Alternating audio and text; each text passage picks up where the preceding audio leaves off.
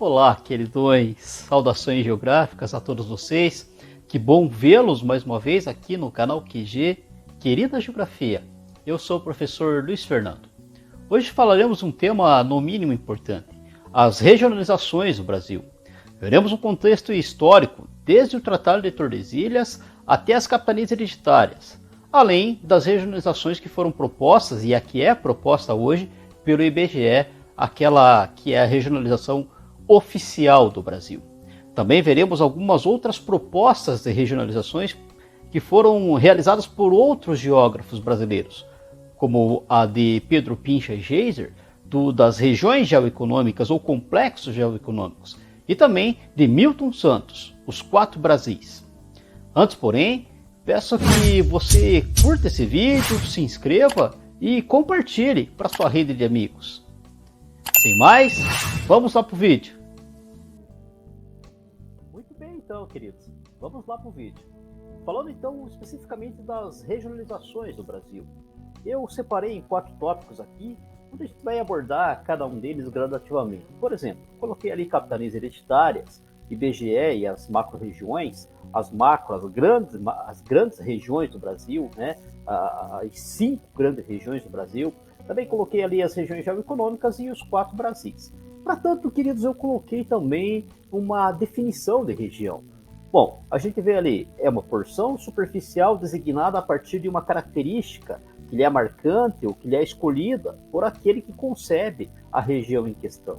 Ou seja, você tem critérios que são utilizados para se regionalizar. Critérios físicos, culturais, históricos, né, econômicos, que vão dar características àquele certo limite de território, né? E aí você tem essa regionalização. Tá?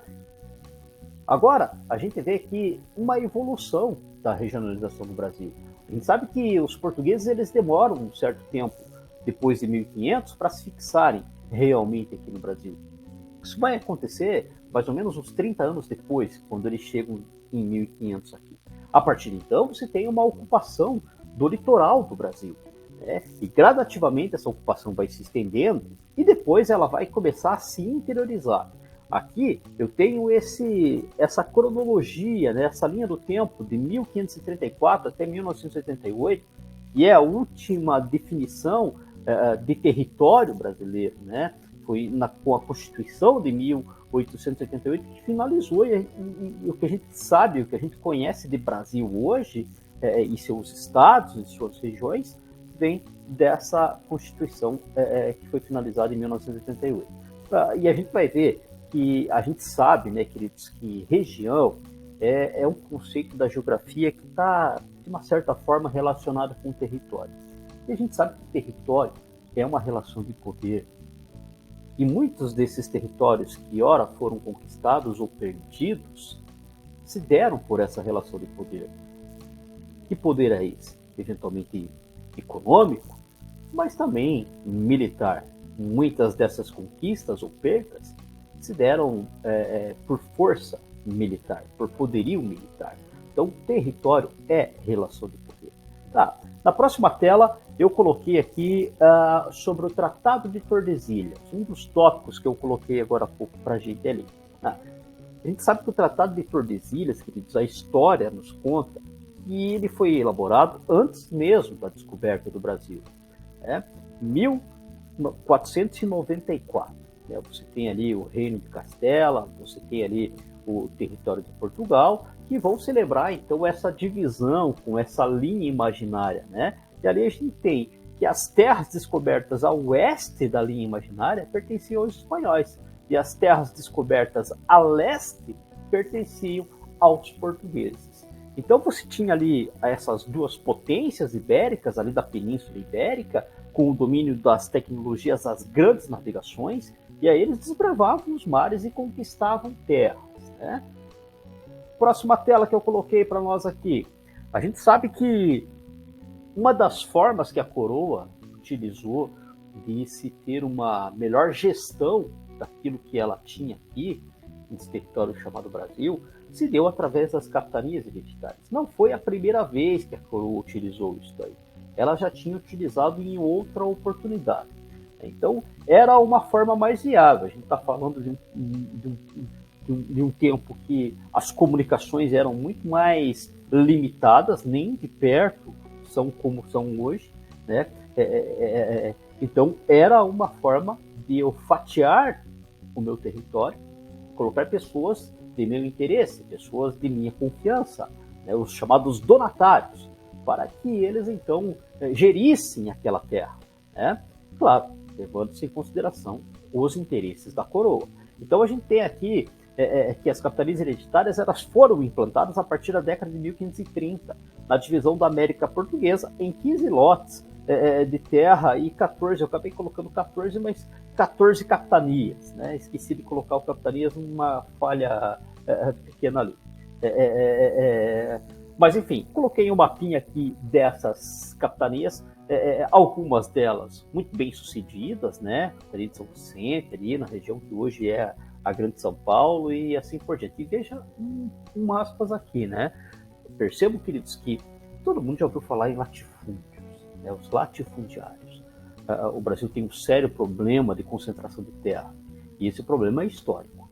A gente vê desde os primórdios do território nacional essa concentração de terras aqui no Brasil. E aí muito se fala em reforma agrária. Reforma agrária é algo um tanto quanto utópico, né? Dados os interesses de todas as partes aí. Né? Vamos lá então. Próxima tela, queridos. Tratado de Madrid. A gente sabe, a história nos conta que o Brasil ele começa a se interiorizar. Você tem as expedições bandeiras que vão atrás de pedras, metais preciosos e as encontram. Só que muito dessa riqueza mineral já não estava naquelas terras que pelo Tratado de Tordesilhas pertencia a Portugal. Já pertenciam, essas terras ricas já pertenciam àquela região da Espanha. E essa linha imaginária do Tratado de Tordesilhas já começou a ser desrespeitada. Você tinha uma frequente invasão desse território pelos bandeiras, pelas expedições bandeiras, que tem ali o seu lado positivo de todo o desbravamento, né, de conquistas, mas também traz uma carga negativa tremenda com o extermínio de indígenas, né, e assim por diante. Coloquei aqui sobre esse Tratado de Madrid, que foi firmado em 1750. Essa decisão foi realizada com o objetivo de resolver disputas pelas fronteiras das colônias de ambos os reinos, sobretudo na América. Muito bem, vamos para a próxima tela. Aqui a gente entra propriamente naquela regionalização que é a oficial do Brasil. As 5 macro-regiões. Por que macro? Por que eu falo macro? Macro grande. A gente vai ter as meso e a gente vai ter as micro. Provavelmente o teu estado vai ser subdividido em meso-regiões, que por sua vez serão subdivididas em micro-regiões. Então você tem aí toda uma subdivisão para facilitar trabalhos de censo, por exemplo, que é organizado pelo Instituto Brasileiro de Geografia e Estatística, o IBGE. E o IBGE, levando em consideração então aqueles critérios que eu falei mais no início, critérios econômicos, sociais, históricos, culturais, né, físicos, ele vai estipular essas regionalizações, que começou já lá em 1945 e vai ter seu término ali em 1988, e aí você tem uma série de mudanças. Vários territórios federais que ocorriam deixaram de existir, regiões que tinham estados, perderam estados ou ganharam estados, e aí a gente vai tendo uma série de mudanças, levando-se em consideração uma dinâmica de ocupação do espaço e assim por diante. Interesses políticos também. Tá? Então a gente vai ter ali, o critério utilizado para a regionalização do país é agrupar em uma mesma região os estados que apresentam semelhanças físicas, humanas, culturais e econômicas. Então hoje a gente vai ter essas 5 macro-regiões e por isso que elas são, a gente ouve falar mais sobre essa regionalização de norte, nordeste, centro-oeste, sudeste, sul. A gente ouve falar mais porque é a regionalização oficial do Brasil, ok? Vamos lá então para outra regionalização. as regiões geoeconômicas, também conhecido como complexos geoeconômicos. Foi elaborado ali ainda na década de 60, né? O geógrafo Pedro Pinchot, 1967, né? Ele vai elaborar essa regionalização, essa organização regional que favorece a compreensão das relações sociais e políticas do país, pois associa os espaços de acordo com as suas semelhanças econômicas, históricas e culturais. E aí ele vai separar em 3 partes, então: o complexo regional da Amazônia, o complexo regional do Nordeste e o complexo regional do Centro-Sul. A gente sabe que na região da Amazônia, nesse complexo regional da Amazônia, você vai ter uma baixa densidade demográfica, é uma região que o que vai predominar é a floresta amazônica. Então, obviamente que você vai ter ali uma condição econômica menor se comparado às outras regiões. Ali no caso do Nordeste, você tem ali todo um contexto histórico também, né, para esse complexo regional do Nordeste, que também sofre por questões naturais, né, já visto que nós temos aqui a questão do sertão nordestino, né, aquela região tão castigada pelas suas características climáticas, né? E aí a gente vai ter também o complexo regional do Centro-Sul, que aí sim é onde você vai ter um predomínio econômico aqui. Você tem os principais polos econômicos aqui, polos industriais, né? Então você vai ter a geração da riqueza, a principal geração de riqueza aqui do Brasil será nessa Centro-Sul.